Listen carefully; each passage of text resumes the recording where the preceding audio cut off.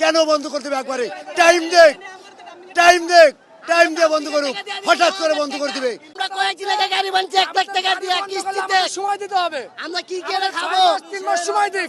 আমরা কিস্তির টাকা উঠায় গাড়ি কিনছি, আমরা এখন কি করব? আমাদের কিস্তির টাকা কে দেবে? কিস্তির টাকা সরকারে দিব। কোনো একটা ব্যবস্থা করে দিন। আমাদের কিস্তির টাকা সরকারে দিব, সরকারে। আমার বউ বাচ্চা আছে, সরকার দিব, সরকার। কারণে হাতের রক্ত খাইছে, আমাদের দাবি মানতে হবে, এটা সরকারের দাবি, আমাদের চাহিদা, ঠিক আছে।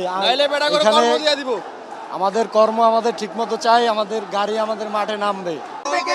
Bangladesh rickshaw van easy bike শ্রমিক ইউনিয়নের পক্ষ থেকে আগামী 21 মে রোজ মঙ্গলবার সকাল 10 ঘটিকায় সচিবালয় ঘেরাও কর্মসূচি এবং ওবায়দুল কাদের সাহেবের বরাবর স্মারকলিপি প্রেরণ করা হবে। আমাদের